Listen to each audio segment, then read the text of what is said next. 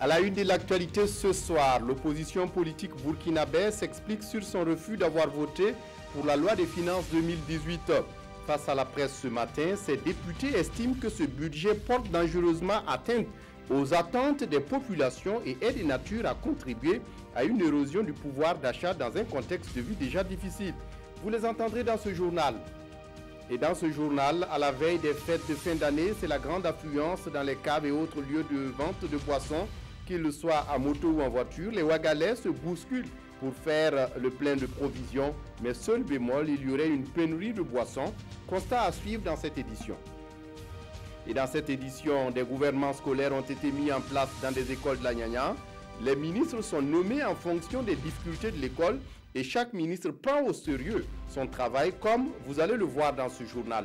L'idée est de l'ONG Oxfam et ses partenaires et sur le mode de désignation, images et commentaires à suivre dans cette édition.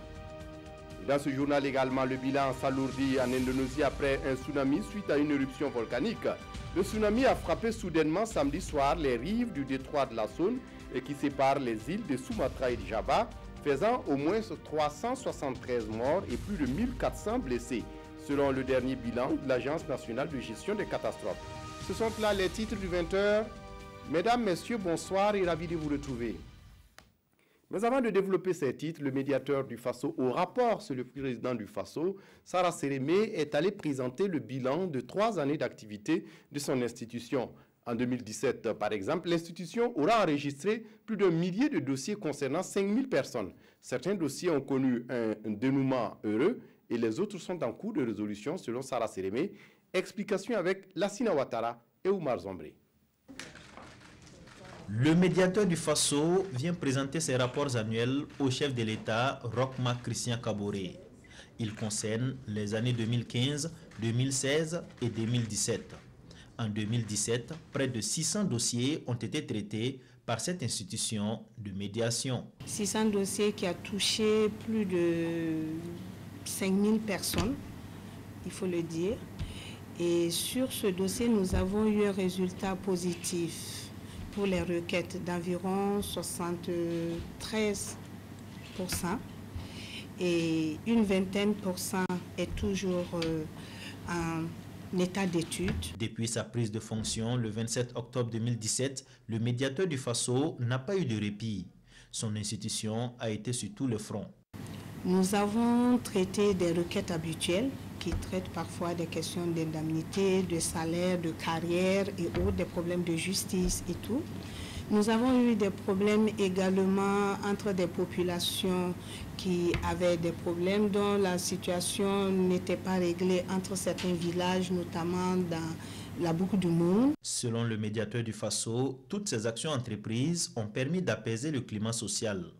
Malgré le travail abattu, Sarah Sérémé reconnaît que l'institution qu'elle dirige n'est pas très bien connue des Burkinabés. Elle invite les citoyens à saisir le médiateur du Faso en cas de besoin. Dans l'actualité ce soir, l'opposition politique burkinabé a voté contre la loi de finances 2019 du gouvernement burkinabé. Les députés de l'opposition qui étaient face à la presse ce matin ont fustigé à nouveau ce budget présenté comme pro-pauvre. Ils estiment que la loi de finances est dangereusement porte atteinte aux attentes des populations et est de nature à contribuer à une érosion du pouvoir d'achat dans un contexte difficile de vie. Les parlementaires de l'opposition sont convaincus que le gouvernement est passé à côté d'une opportunité de faire la part belle aux investissements. Tanga Robert Kafando, Roger Kam. Après leur vote contre la loi des finances et d'exécution du budget exercice 2019 lors de la session budgétaire du 18 décembre dernier, les députés du groupe parlementaire UPC, CDP, Paix, Justice et Réconciliation nationale reviennent à la charge à cette conférence de presse. Objectif, expliquer leur position et donner une analyse du budget présenté par la ministre de l'économie et des finances comme pro-pauvre. Dans l'analyse des grandes masses budgétaires de la loi de finances, des imperfections, comme on peut le constater, que ces budgets-là s'éloignent dangereusement des attentes des populations. C'est pourquoi les députés de l'opposition ont décidé de voter contre pour la loi de finances exercice 2019. Nous avons dit que ce budget opère un matraquage fiscal.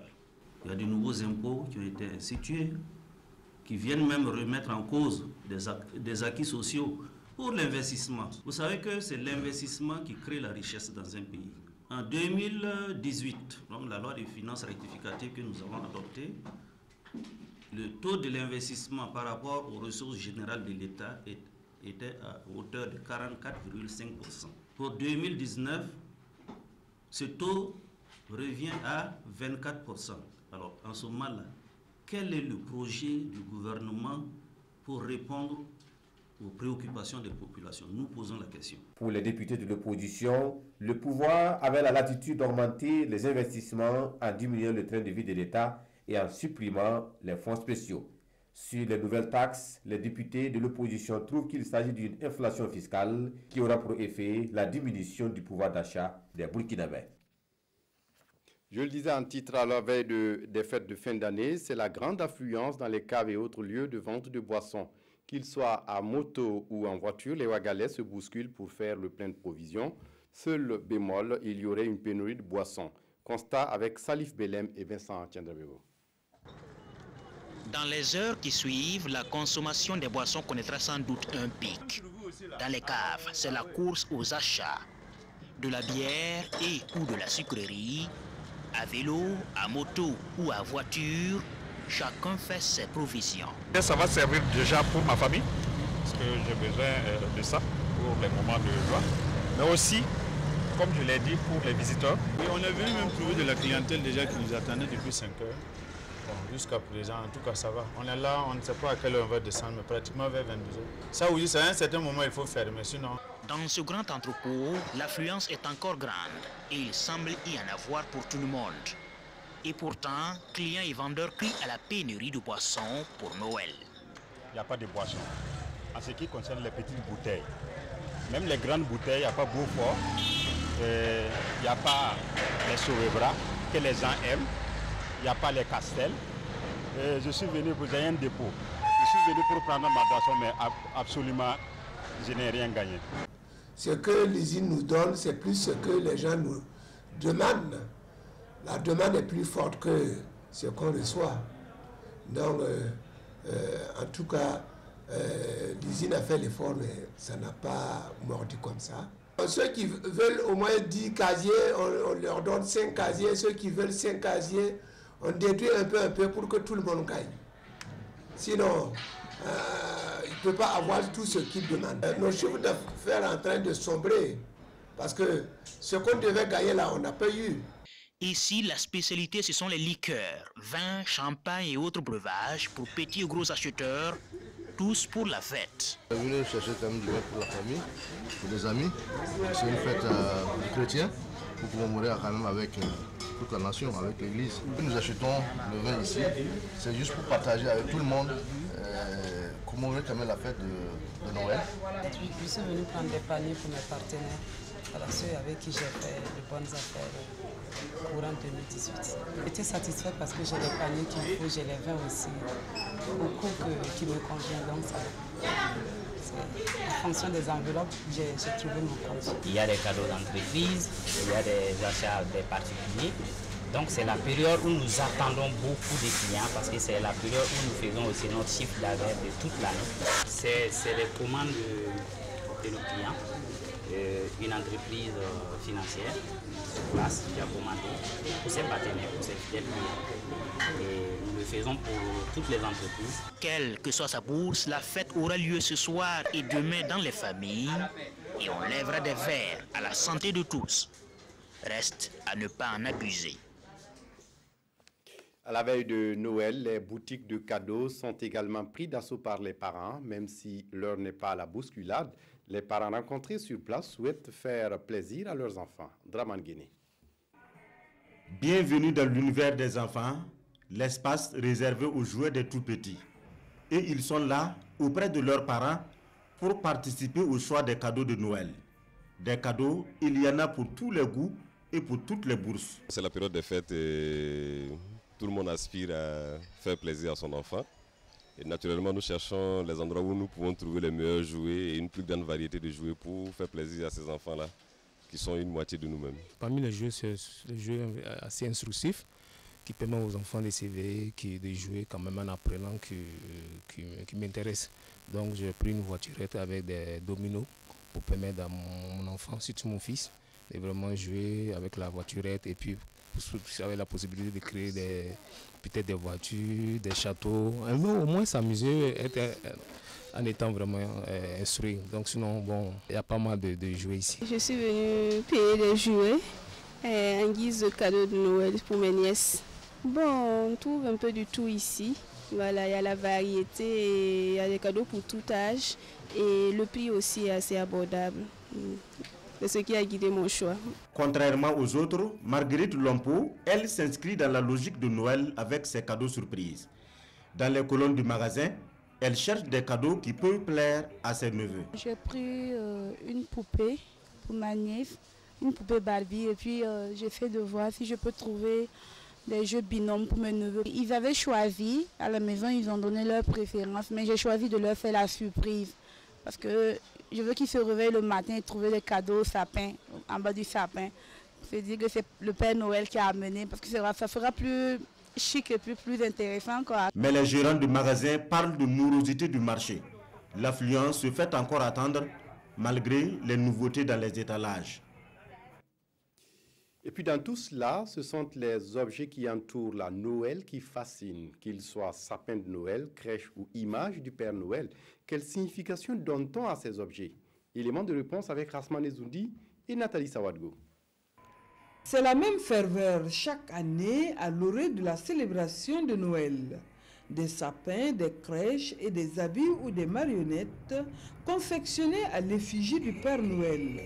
Pour l'abbé Nakoulman, fondamentalement, cela n'a rien à voir avec la liturgie. La date de Noël, ce n'est pas un anniversaire, hein, c'est une célébration donc, de la venue de Jésus-Christ, vrai Dieu et vrai homme, dans notre humanité. Pour retrouver le sens de tous ces objets qui entourent la célébration de la Nativité, il faut remonter dans l'histoire. Déjà dans l'Égypte antique, hein, on célébrait et on dressait donc, un arbre à feuillage permanent pour célébrer le dieu soleil. Donc, les Romains aussi ont emboîté le pas et ils ont commencé à célébrer donc, le dieu soleil à leur manière. Et au fur et à mesure, on recherchait, chaque culture recherchait dans sa culture un arbre qui pourrait symboliser cette vie qu'on n'arrive pas à détruire. L'Église, en célébrant la naissance de Jésus, a aussi voulu entrer dans cette idée de la vie qui revient avec Jésus-Christ. L'histoire de la crèche, elle, est liée au christianisme. Les évangiles nous disent que Jésus est né donc, dans une grotte et on l'a couché dans une mangeoire. Donc la mangeoire, en latin, scripia, donc, a donné par la suite le mot français crèche. Alors, la crèche va symboliser le lieu où repose Jésus, le nouveau-né. Pour le Père Noël, selon l'abbé Nakoulman, contrairement à ce qu'on a l'habitude de nous présenter, le vrai Père Noël n'est pas visible. Le Père Noël aussi est venu avec Saint Nicolas. Saint Nicolas qui a initié donc, de donner des cadeaux donc, aux enfants. Aussi, c'est entré dans l'histoire et avec les couleurs que nous avons aujourd'hui, peut-être beaucoup ne le savent pas, mais c'est Coca-Cola qui a, par la publicité, a instauré donc, la couleur rouge du Père Noël aujourd'hui. Le Père Noël ne le voyait pas. Donc, on mettait les cadeaux dans les cheminées ou on accrochait les chaussettes ou des chaussures. Et bon, c'est les parents qui mettaient donc, les cadeaux. Aujourd'hui, beaucoup profitent donc, de ces symbolismes de Noël. C'est devenu un un commerce florissant. Abena Koulma invite chaque fidèle à dépasser le festif pour changer son cœur afin de recevoir le Messie. Autre point de l'actualité ce soir, la Chambre nationale d'agriculture fait le bilan de ses activités de l'année finissante à Dédougou dans le Moun. La Chambre a travaillé à l'accompagnement du gouvernement burkinabé dans la distribution des intrants et à la visibilité des chambres d'agriculture dans les régions. Un bilan jugé satisfaisant pour le président. En outre, les élus consulaires ont pu échanger sur les forces, les faiblesses, mais aussi les perspectives de l'autonomisation des chambres d'agriculture au Burkina. Le point de tout cela avec Aïcha Dianda. La Chambre nationale d'agriculture CNA tient ici à Dédougou sa deuxième session statutaire de l'année 2018. 3 jours durant, les élus consulaires se sont penchés sur le bilan des activités de la CNA de l'année 2018 et l'adoption du programme d'activité de 2019. Courant 2018, nous avons travaillé à accompagner le gouvernement, surtout dans le mécanisme de distribution des intrants. Et un mécanisme quand même qui a été bien perçu par les producteurs sur l'ensemble du territoire. Et également, nous avons travaillé aussi sur la visibilité des chambres d'agriculture. Donc, nous avons mis l'accent aussi également sur les échanges avec les OPA, les organisations professionnelles agricoles. Nous avons mis en place ces chambres au niveau de chaque région pour effectivement permettre à ce que la politique, notre politique, la politique gouvernementale en matière de développement rural puisse pouvoir être effective. Autonomisation des chambres d'agriculture du Burkina Faso, forces, faiblesses et perspectives, c'est le thème de cette assemblée consulaire de la CNA. Les chambres d'agriculture, comme je le disais, constituent l'interface entre le monde rural et puis le pouvoir public. Donc il faut qu'il y ait un transfert réel de compétences à ces chambres et il faut également que les chambres puissent quand même s'approprier d'un certain nombre d'activités. Cet atelier a réuni une soixantaine de participants, dont les élus consulaires des 13 régions.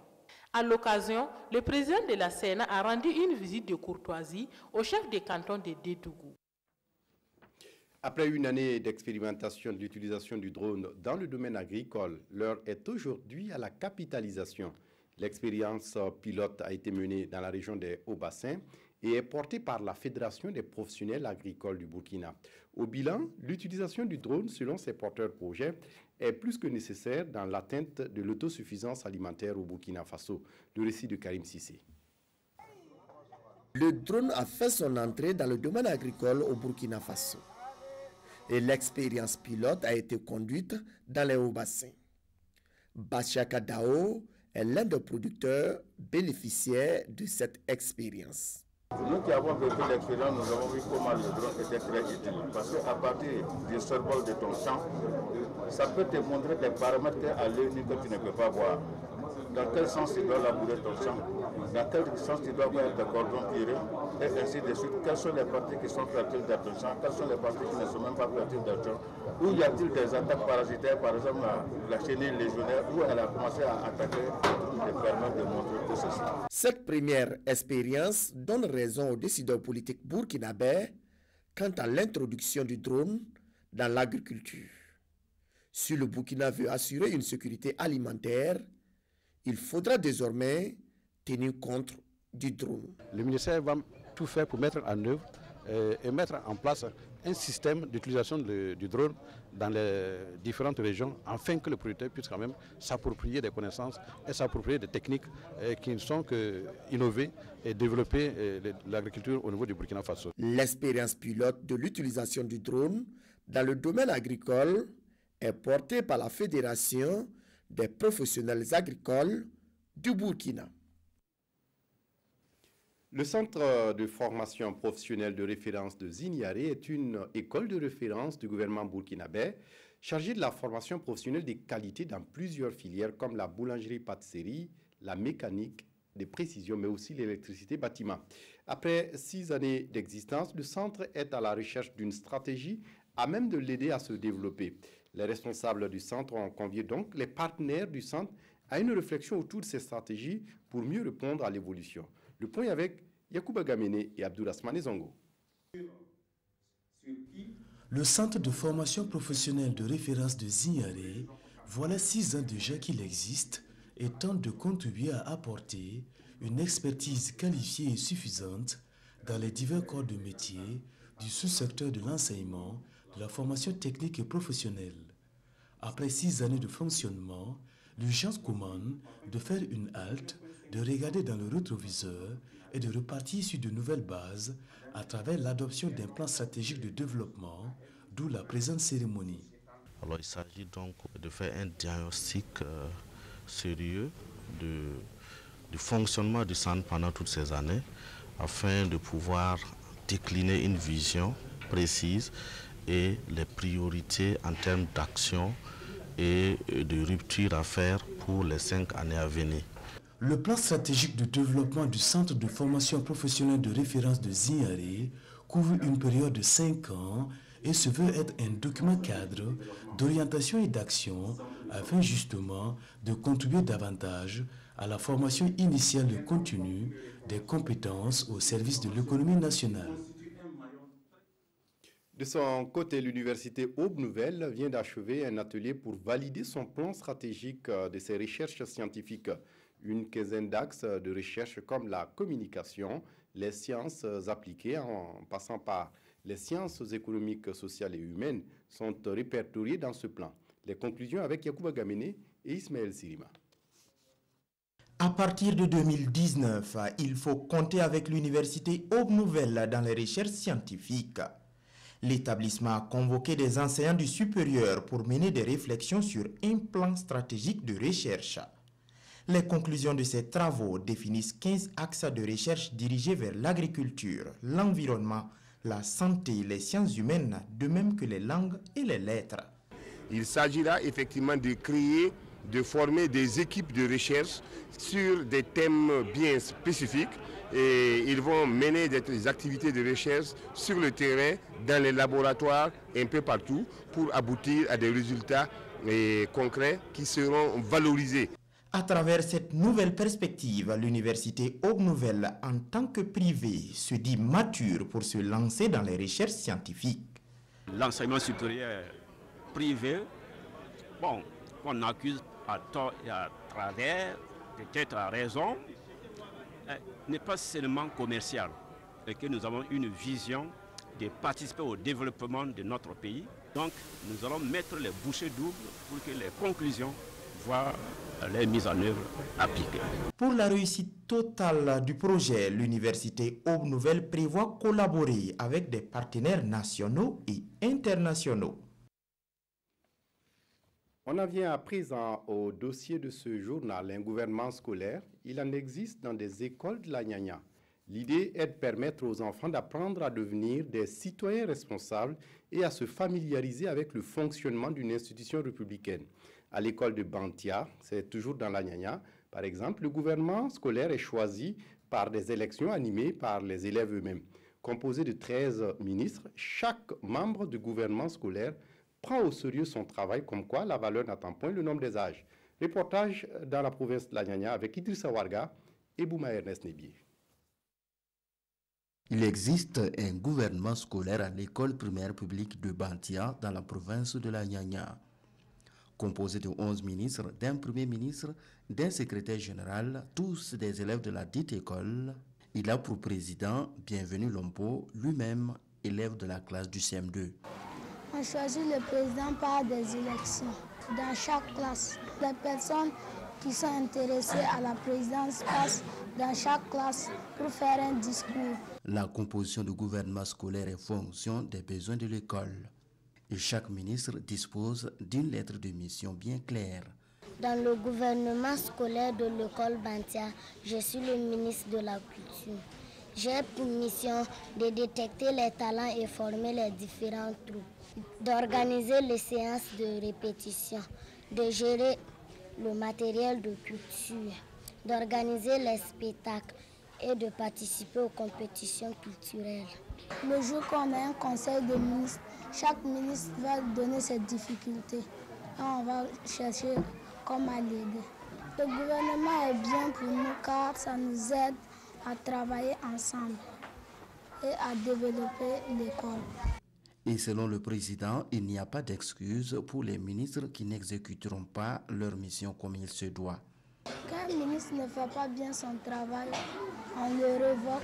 Un exécutif scolaire bien apprécié par les élèves et les enseignants car il produit des résultats tangibles.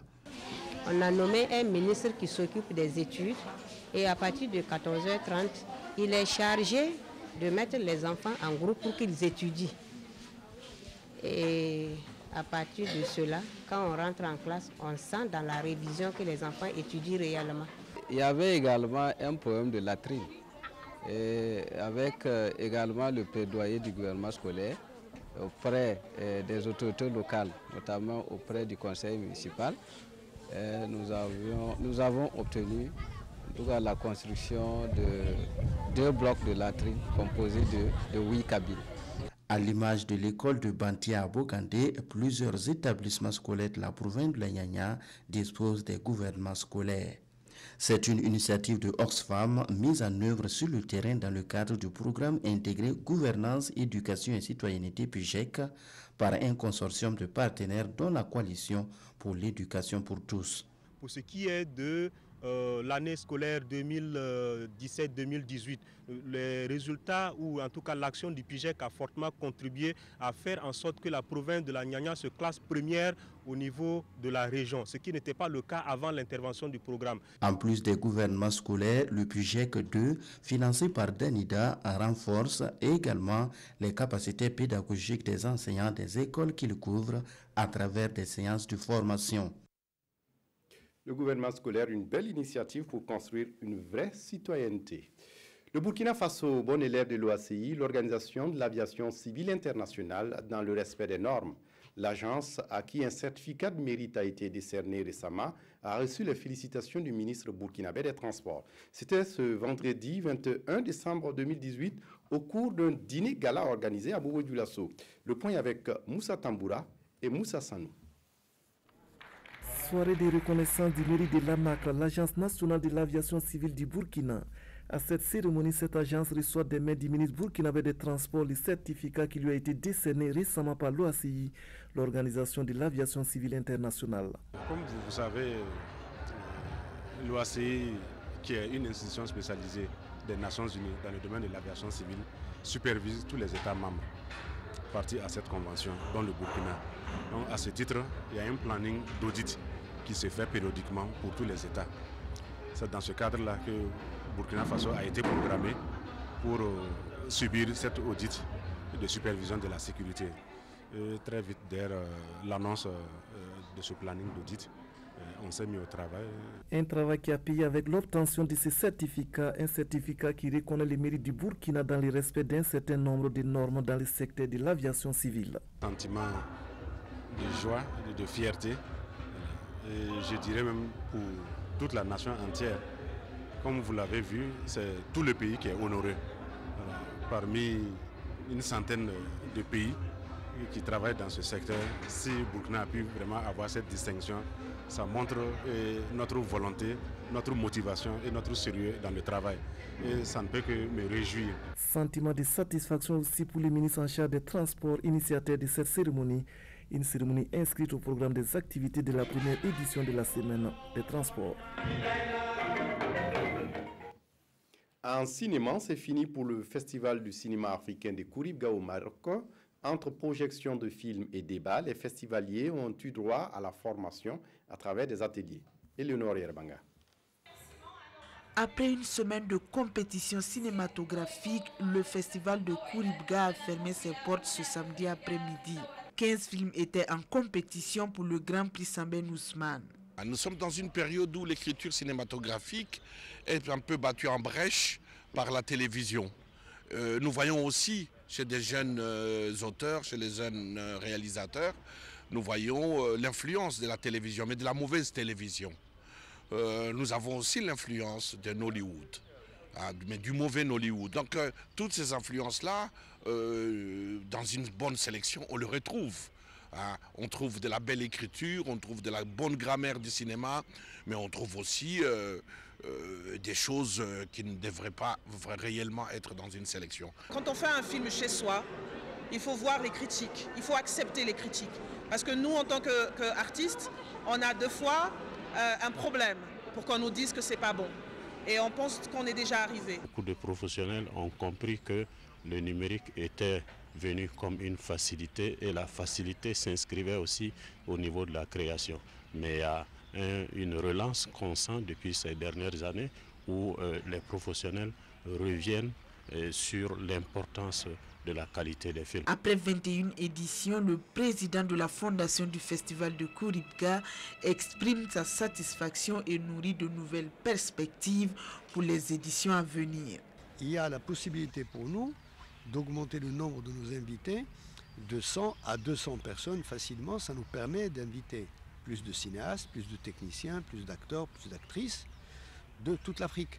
Des initiatives qui devraient ravir les cinéastes africains déterminés à faire du festival de Khouribga une rencontre de promotion du cinéma africain et de partage d'expériences pour un cinéma africain à la hauteur de l'héritage laissé par les devanciers tels Sambène Ousmane et Idrissa Ouedraogo. Et pour refermer ce journal en Indonésie, le bilan du tsunami est lourd. Des dizaines de sacs contenant des corps de victimes ont été extraits ce lundi de bâtiments démolis par le tsunami, tandis que les secouristes continuaient à rechercher des survivants à cette catastrophe qui a fait au moins 373 morts. Au moins 373 morts et plus d'1 millier de blessés. C'est le dernier bilan du tsunami en Indonésie. Ces images impressionnantes montrent le volcan Anak Krakatoa en éruption entre les îles de Java et Sumatra. Les militaires et les équipes de secouristes passent la zone au peigne fin à la recherche d'éventuels survivants. Certains d'entre eux travaillent à main nue. La vague est arrivée et j'étais à une dizaine de kilomètres de la plage, donc j'ai couru vers la maison, puis ici. Je n'ose pas rentrer chez moi maintenant parce que c'est inondé. Si d'autres personnes rentrent, nous rentrerons. Des excavatrices et d'autres équipements lourds sont à l'œuvre pour dégager les débris les plus lourds. Des milliers de personnes ont été évacuées sur les hauteurs. Le président Joko Widodo s'est rendu ce lundi dans les zones sinistrées qui commencent à recevoir médicaments et biens de première nécessité. Ce dont nous avons besoin, ce sont des vêtements et des denrées de base parce que les gens ont fui sans prendre quoi que ce soit. Et beaucoup de leurs documents de valeur ont été emportés par le courant. Les tsunamis dus à une éruption volcanique restent beaucoup plus difficiles à prévoir que ceux dus à un séisme. Le risque de nouvelles vagues mortelles reste élevé jusqu'à ce mardi au moins. Une vague géante s'est abattue samedi sur une scène où se produisait un groupe de rock. 2 de ses membres sont morts et 3 autres sont portés disparus.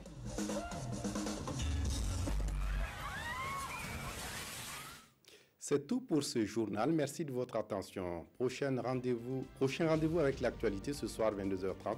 D'ici là, excellente suite de programme.